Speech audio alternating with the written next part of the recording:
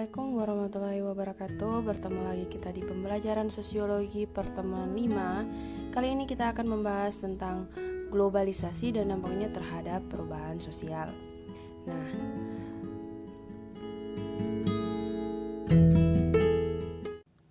yang akan kita pelajari pada hari ini adalah tentang pengertian globalisasi, karakteristik globalisasi, proses dari globalisasi, faktor pendorong dan dampak, serta permasalahan sosial akibat perubahan yang terjadi. Baiklah, untuk yang pertama kita akan bahas adalah pengertian dari globalisasi. Kita sekarang hidup di era globalisasi. Namun, apakah kalian paham globalisasi itu apa? Nah, globalisasi dapat diartikan adalah proses perubahan sosial pada skala lintas batas. Globalisasi mengacu pada suatu kondisi perubahan di mana negara, wilayah, dan masyarakat itu saling terkoneksi antara satu sama lain, entah itu di berbagai bidang. Nah, mungkin kalian masih bingung dalam artian simpel kalau globalisasi itu dikatakan adalah suatu proses yang mendunia, di mana manusianya itu saling terbuka antara satu sama lain atau saling bergantung tanpa batas waktu dan jarak. Apalagi di era globalisasi, sekarang ini kita didukung oleh perkembangan iptek, ilmu pengetahuan dan teknologi, alat-alat transportasi, yang dimana seseorang itu bisa mengetahui suatu wilayah itu atau segala jenis informasi yang tersebar di dunia luar dengan mudah dan cepat. Misalnya, kita berada di wilayah sini, misalnya kita berada di kota Gorontalo, tapi kita dapat mengetahui aktivitas atau budaya-budaya yang ada di negara, misalnya di barat, di Korea, seperti itu. Itu artinya kita berada di era globalisasi. Selanjutnya yang akan kita bahas adalah karakteristik globalisasi. Jadi di sini bisa kalian lihat ada 3 karakteristik dari globalisasi. Yang pertama, perubahan konsep ruang dan waktu. Yang kedua, ketergantungan pasar dan produksi ekonomi tiap negara. Dan yang ketiga, meningkatnya interaksi culture melalui media massa. Mengapa globalisasi dikatakan dapat menyebabkan perubahan pada konsep ruang dan waktu? Karena dengan adanya globalisasi, sehingga dapat menyebabkan terjadinya perubahan berbagai aspek dalam kehidupan manusia.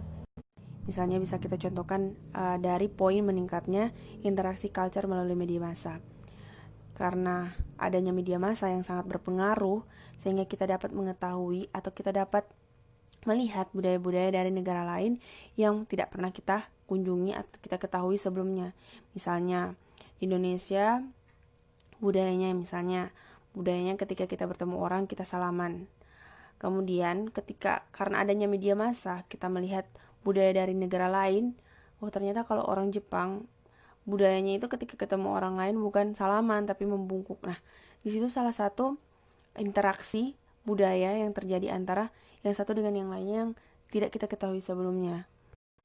Kemudian contoh lainnya misalnya, itu kan tadi cuma untuk mengenal. Kalau misalnya kita melihat interaksi culture, misalnya interaksi budaya itu misalnya ketika orang Indonesia berpakaiannya dulu itu secara tradisional, tetapi karena adanya masuknya budaya dari negara lain, misalnya dari negara barat, budayanya mereka kan berbeda dengan budaya Indonesia yang mayoritas muslim, sehingga terjadi percampuran kebudayaan.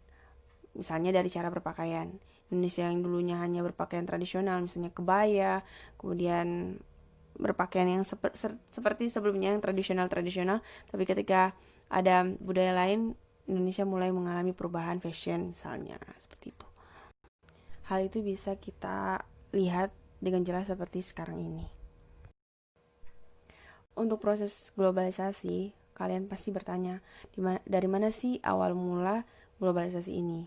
Nah, globalisasi pada dasarnya merupakan gagasan dari negara tertentu yang kemudian ditawarkan kepada negara lain untuk diikuti dengan alasan tertentu yang terus bergulir hingga sampai sekarang ini.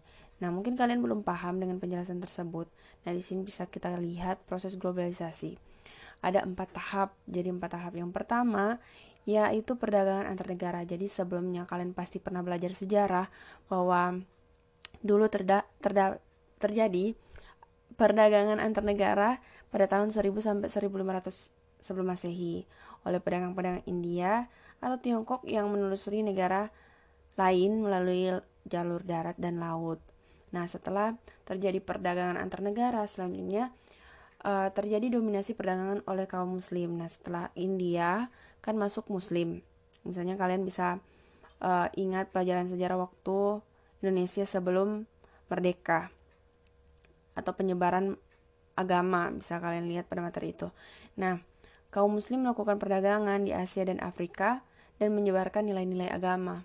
Setelah menyebarkan nilai-nilai agama, kemudian bahasa, sebenarnya terjadi eksplorasi secara besar-besaran. Nah, di Indonesia setelah terjadi pedagang kaum muslim datang, terjadi eksplorasi besar-besaran oleh bangsa-bangsa, misalnya Eropa, Spanyol, Portugis, Inggris, dan Belanda yang kemudian diiringi dengan kolonialisme atau proses penjajahan. Nah, Indonesia kan pernah mengalami masa penjajahan. Nah, di situ budaya-budaya dari negara-negara yang pernah menjajah Indonesia kemudian diadopsi oleh bangsa Indonesia itu sendiri. Nah, fase selanjutnya yaitu berakhirnya Perang Dingin. Dengan berakhirnya Perang Dingin ini dan komunisme yang sudah runtuh, maka seakan-akan memberi pembenaran bahwa kapitalisme ini adalah jalan terbaik dalam mewujudkan kesejahteraan dunia. Nah, akhirnya apa? Negara-negara di dunia mulai menyediakan diri sebagai pasar yang bebas. Hal ini didukung karena perkembangan teknologi komunikasi dan transportasi yang sudah mulai berjalan dengan baik. Nah, akhirnya sekat-sekat antar negara pun sudah mulai kabur. Untuk faktor pendorong globalisasi, di sini bisa kalian perhatikan ada 3 faktor pendorongnya. Yang pertama adalah kemajuan ilmu pengetahuan dan teknologi. Yang kedua, terbukanya sistem perekonomian negara-negara di dunia. Dan yang ketiga, mengglobalnya pasar uang. Jadi faktor pendorong globalisasi yang salah satunya yang berpengaruh adalah faktor kemajuan iptek. Jadi kemajuan iptek itu menciptakan alat-alat komunikasi dan transportasi yang makin canggih, aman, dan makin murah. Nah, sejak abad ke-19 teknologi itu mulai bermunculan. Nah, orang-orang sudah mulai mengenal satelit, telepon, HP, internet, pesawat terbang, dan sebagainya. Bahkan setelah adanya internet, media sosial semakin berkembang dengan memudahkan penggunanya untuk berkomunikasi secara langsung dari tempat yang satu ke tempat yang lainnya. Misalnya orang-orang yang tidak pernah saling bertemu, misalnya kita di Indonesia, kemudian kita berkomunikasi atau berteman melalui media sosial, misalnya Instagram, Facebook, dengan orang-orang di luar dari negara Indonesia, misalnya di Korea, di Jepang, di India, dan lain sebagainya. Hal itu sehingga mendorong semakin terjadinya interaksi antara individu yang satu dengan individu yang lainnya. Ibarat dunia ini semakin mengecil setelah adanya teknologi, karena kita sudah mengetahui segala hal melalui internet. Selain mempermudah sebagai dampak positif dari globalisasi, ternyata globalisasi juga memiliki dampak yang buruk loh. Nah, di sini ada berbagai dampak globalisasi, bisa kalian lihat. Yang pertama adalah urbanisasi. Jadi urbanisasi pernah kalian pelajari di pelajaran geografi juga, kalau urbanisasi itu adalah proses perpindahan masyarakat atau penduduk dari desa ke kota, mencari pekerjaan. Karena tidak memiliki pekerjaan di desa, maka pergi ke kota untuk mencari pekerjaan. Nah, mengapa urbanisasi itu dikatakan sebagai dampak dari globalisasi? Karena dengan adanya globalisasi terbentuklah industri-industri dari berbagai macam bidang, misalnya dari perusahaan-perusahaan tambang, air minum, sampah, kemudian perusahaan mobil, dan lain sebagainya. Nah, tentunya dengan terbukanya industri-industri seperti ini membutuhkan banyak tenaga kerja, sehingga orang-orang mulai berpikir untuk berpindah ke kota, misalnya dari desa ke kota untuk mendapatkan pekerjaan. Hal ini tentunya juga berdampak buruk karena ketika masyarakat desa pindah ke kota untuk mencari pekerjaan dan tidak memiliki tempat tinggal, akhirnya menyebabkan terjadinya pengangguran, sehingga pengangguran terus bertambah, kriminalitas dan perilaku menyimpang juga bahkan semakin meningkat karena hal tersebut. Jadi itu. Kemudian kesenjangan ekonomi. Ini pernah kalian pelajari di kelas 11. Kesenjangan itu artinya tidak seimbang, artinya tidak simetris juga atau berbeda. Nah, kesenjangan sosial ekonomi ini diartikan sebagai tindakan pertumbuhan sosial ekonomi yang tidak sama yang terjadi di masyarakat. Misalnya kalau secara simpelnya kalian bisa lihat kaya dan miskin. Nah, itu kesenjangan namanya. tidak simetris, tidak seimbang. Nah, kesenjangan sosial ekonomi ini terjadi karena kurangnya kesempatan untuk mendapatkan pekerjaan atau penghasilan.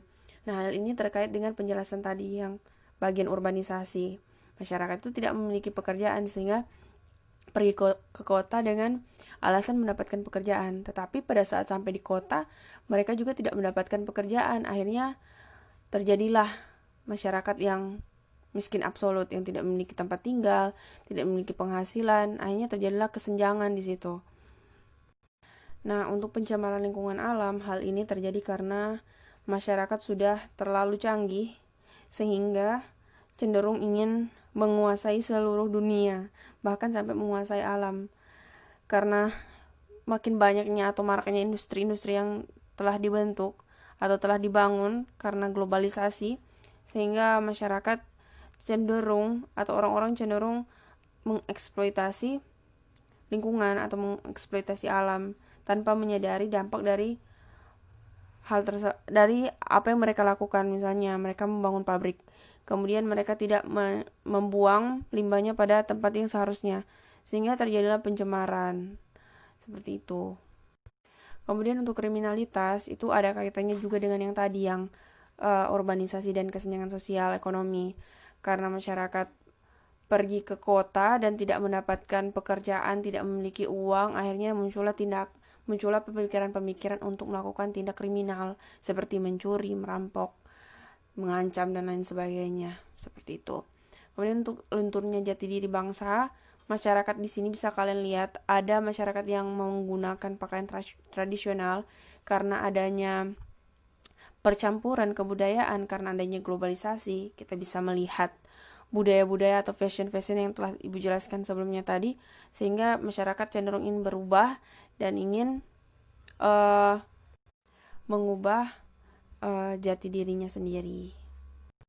Oke, untuk yang terakhir, permasalahan sosial akibat perubahan sosial bagi masyarakat.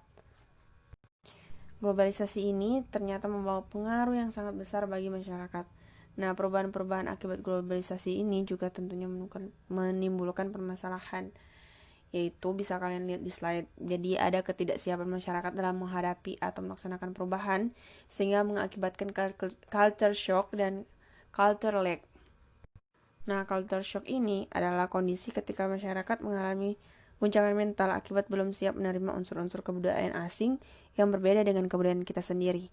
Nah, biasanya culture shock ini terjadi pada masyarakat yang belum siap menerima perubahan, misalnya golongan-golongan orang tua yang belum siap menerima perubahan, yang terguncang juga akibat perubahan-perubahan pada generasi muda. Selanjutnya yang culture lag itu artinya kondisi tidak seimbang unsur-unsur kebudayaan yang berkembang di masyarakat, ketidakseimbangan. Contohnya, kita kan sekarang ilmu pengetahuan dan teknologi itu makin canggih, tetapi masyarakatnya itu tidak mengimbanginya, sehingga terjadi perubahan-perubahan atau permasalahan. Misalnya, kan kita sekarang sudah mengenal handphone. Handphone ini digunakan ya untuk berkomunikasi, melancarkan komunikasi antara yang satu dengan yang lainnya. Tapi hal ini malah disalahgunakan karena ketidakpahaman orang-orang untuk menggunakan barang sesuai fungsinya. Misalnya karena adanya HP ini, masyarakat bebas mengakses apa saja. Nah, anak-anak di bawah umur malah mengakses tayangan situs-situs porno yang bisa dikonsumsi oleh siapa saja, karena kan sekarang internet bebas untuk men-searching apa saja. Nah, hal ini merupakan ancaman yang membahayakan bagi kita. Nah, bukan kemajuan yang terjadi, malah kehancuran moral. Memang tanpa teknologi, perubahan sosial itu memang akan berjalan lambat, tetapi ketika tidak dilandasi dengan kekuatan moral dan spiritual yang tinggi, nah kemajuan teknologi malah akan mempercepat kehancuran kebudayaan. Nah, bahkan bukan melahirkan manusia yang beradab, tapi malah sebaliknya memunculkan manusia yang biadab, seperti itu. Nah, itu salah satu contoh dari culture lag. Sehingga itu tadi terkait dengan teknologi modern yang dihasilkan menimbulkan efek yang bertentangan dengan kemajuan, seperti yang Ibu jelaskan tadi pada contoh culture lag. Contoh lainnya pergeseran Nilai kebersamaan yang sudah mulai kurang karena masyarakat sudah cenderung individualis atau lebih mementingkan dirinya sendiri dibanding orang lain. Misalnya kalau masyarakat dulu ketika ada pengumuman di masjid untuk datang kerja bakti, mereka akan datang berbondong-bondong untuk gotong royong. Tapi karena adanya paham-paham individualis, masyarakat sudah tidak lagi saling bekerja sama, sudah lebih cenderung untuk lebih mementingkan dirinya sendiri dibandingkan. Sehingga terjadilah ketimpangan sosial, yang artinya kondisi yang tidak seimbang atau tidak sesuai sebagaimana mestinya, itu karena globalisasi.